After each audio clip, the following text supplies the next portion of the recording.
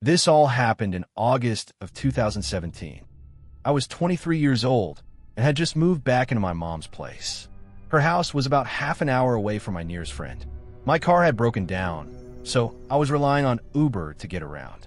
That day, I went to help my friend Carla move apartments. Afterwards, I swung by Target to pick up champagne and orange juice, for some reason thinking bottomless mimosas were a great idea. By that night, I was doubled over, throwing up with a splitting migraine, regretting everything, and knowing I had to be up early for work.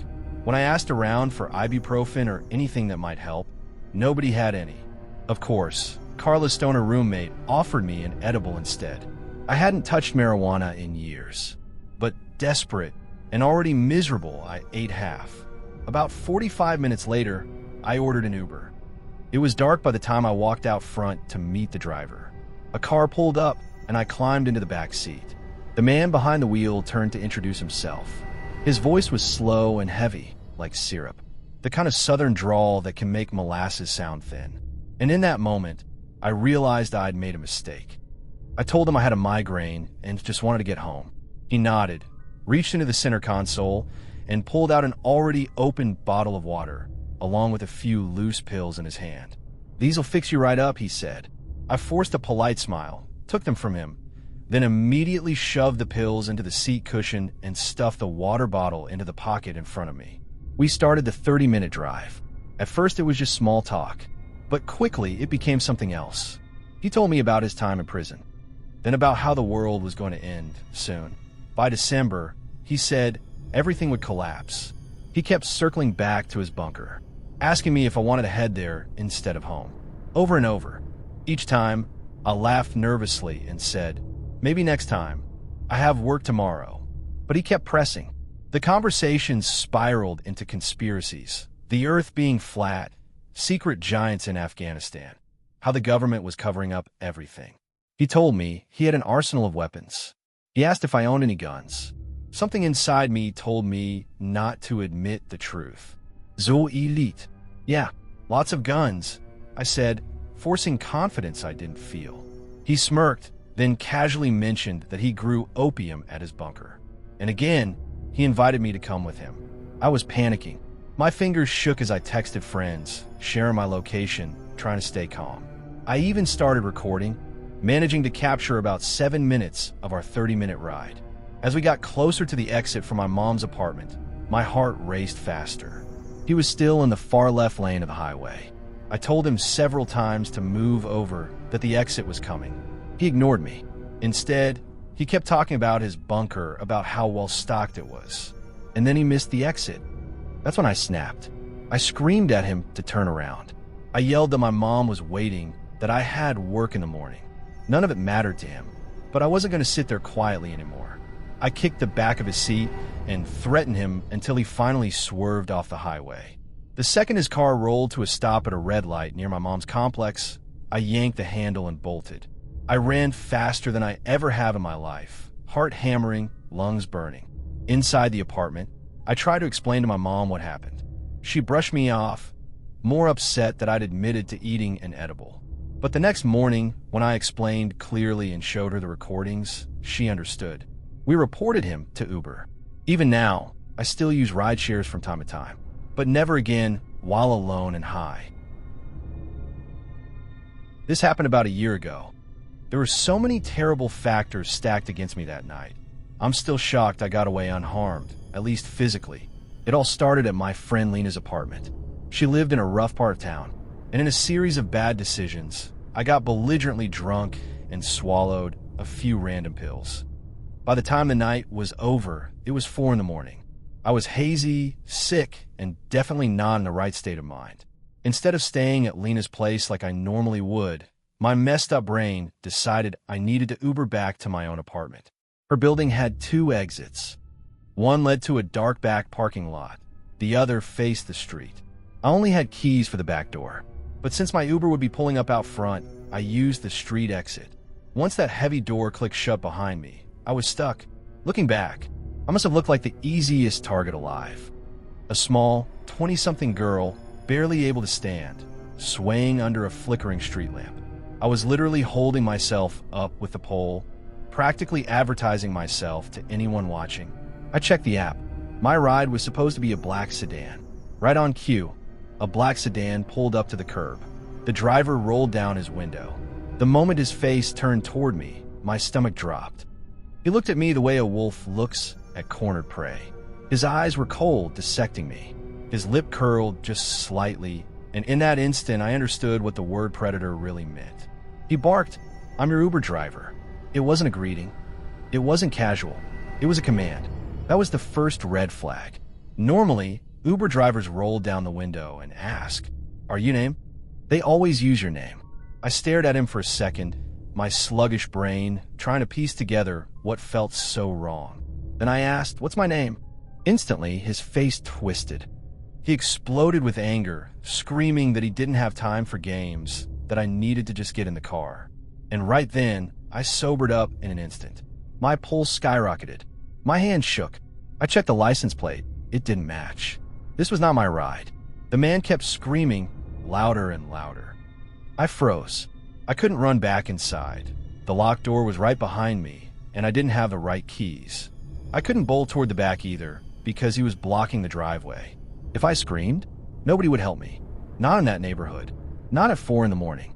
For a moment, I thought this was it. I thought if I moved, he would grab me. And if I stayed still, he'd eventually get out of the car and drag me in. He shifted. His hand twitched at the door handle. And then, another black sedan pulled up behind him. I glanced at the plate. It was my real Uber. I sprinted, barely 6 steps, but it felt like miles, and threw myself into the back seat. My voice cracked as I screamed at the driver. "What's my name?" The man in the front jumped, startled, then quickly said my name. Relief flooded through me, but I didn't waste another second. "Get me out of here. That man is trying to kidnap me." The driver slammed his foot down, peeling away from the curb. He didn't hesitate once. He even offered to call the cops for me. I stupidly declined, panicked, and overwhelmed, something I regret deeply now. When we reached my apartment, he parked, walked me to the door, and made sure I got inside safely. I don't know his name, but I'll never forget him. He was an absolute lifesaver. He got the fattest tip my broke college bank account could afford, though he deserved much, much more. And that other man, the one in the wrong car, I still think about how close I was to opening his door. 1 second later, and this story might have ended very differently. I always tell this as a cautionary tale. It really happened to me, and I think about it every single time I read the heartbreaking stories about girls who get into the wrong Uber and are never seen again. This was back in college. My school was one of the big party schools, the kind where there's a whole street of bars packed shoulder to shoulder. You could just wander from one to the next all night. That night, my boyfriend, now fiancé, was out of town visiting his family, so I decided to go out with some friends. By the end of the night, I had way too much to drink. I wasn't blacked out, but I was on the edge. And I knew, with my whole mind, body, and soul, that I didn't want to be the liability friend who ruins the night. So I told everyone I was just going to Uber home. They tried to insist on walking with me, but selfishly, I wanted to be alone. I wanted to call my boyfriend when I got back and just crawl into bed by myself. To be safe, I screenshotted my Uber driver's name and info from the app and sent it to my friends. Then I hugged them goodbye and walked out to the street. The strip was chaos. When the bars let out, it was nothing but people and cars. From 11 p.m. until 3 in the morning, it felt like there were hundreds of Ubers lined up, every make and model. And me? I was drunk enough that I couldn't have picked a Toyota Yaris out of the lineup even if my life depended on it. I wandered, scanning cars, and that's when a man rolled down his window. "You waiting for an Uber?" he asked. I nodded. "I'm not your driver," he said, "but if you cancel and accept me instead, I'll take you home." That should have been a red flag. But all I could think about was the leftovers in my fridge waiting for me. So I canceled my ride, switched him, and got in. He really was an Uber driver. He showed me the app. The account was legit. He even seemed nice at first. He called me beautiful a few times, which didn't strike me as odd. I was used to that in college. We even talked about books. He asked about my English major, and I told him about tutoring ESL students. He said he was an immigrant who had to learn English the hard way, and we bonded over how brutal the language could be. But then he missed the turn for my apartment. I thought he was just distracted. I pointed it out. He said, "Oh yeah, no problem," but instead of turning around, he took a long, winding way back. At first I told myself it was fine. I still recognized the streets. But when he missed the turn again, my chest tightened. I laughed nervously and said, "You're racking up my bill. I'm a broke college kid, remember?" That seemed to snap him back. He smiled and said he understood, then started driving toward my complex. But when he finally pulled in, I reached for the door handle, and it didn't open. The lock was still on. "Let's go get coffee," he said. I laughed weakly. "No thanks, I'm exhausted." He ended the trip in the app, clicked out of it completely, then leaned back in his seat. "We could just sit here and talk, or go somewhere private. You live alone up there, right?" Panic set in. I tried to stay calm, rifling through my purse for my phone. He asked what I was doing. I said, "I promised my boyfriend I'd call him when I got home safe." That was the wrong thing to say. His face darkened. "You have a boyfriend? Why didn't you tell me?" He started firing questions. What was his name? What did he do? Where was he right now? I gave half answers, but it only made him angrier. He sneered. Why would a guy like that leave his girl alone with me? He repeated it twice. I could feel tears burning at the corners of my eyes, but I forced myself to laugh and said I had dropped my phone under the seat. I bent down, fumbling blindly. He snapped, "Don't dig around in my car." I froze. The locks were still on. The windows were sealed. I had no way out. He asked again if I wanted coffee. He begged. He asked if I lived alone. I lied and said I had a roommate. He demanded to know if it was my boyfriend. I said no. He narrowed his eyes, then asked if I had made my boyfriend up. At that moment, I realized I had to tell him what he wanted to hear. So I said the truth didn't matter, because I was going to break things off with my boyfriend anyway. That he wasn't good to me. That he was an idiot for leaving me alone like this. The man's expression softened. He smiled. That changes things. He asked for my number. I gave it. He called to make sure it was real. My phone buzzed from where it had fallen, wedged between the seat and the door. He grabbed it before I could, deleted my boyfriend's contact, and then handed it back. "Feels good, doesn't it?" he said. I forced a smile. "Yeah." He put his own number into my phone. Then he sat back, relaxed, and told me he just wanted to talk a little longer. I stayed locked in that car until almost 4:30 in the morning. I don't even remember what we talked about. I was too busy trying not to pass out or throw up. At one point, he asked if he could hold my hand. I told him not until I officially broke things off. He liked that answer. Finally, he got out and opened the door from the outside. The child locks had been on the entire time.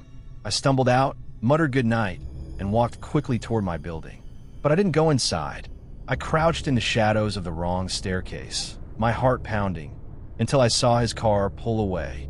Only then did I run, sprinting to my real apartment, locking the door, and collapsing onto the kitchen floor in tears. Later, I called my boyfriend and told him everything.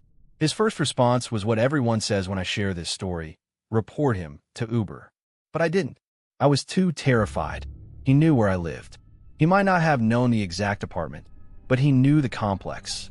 The thought of seeing his car parked outside again was enough to make my stomach turn. To this day, I will not take an Uber alone. I keep my phone in my hand every single time, because that night, I truly thought I might not make it home. So if you ever find yourself in my shoes, please be cautious. Don't be like me. Don't ignore the signs. And don't ever take that coffee date.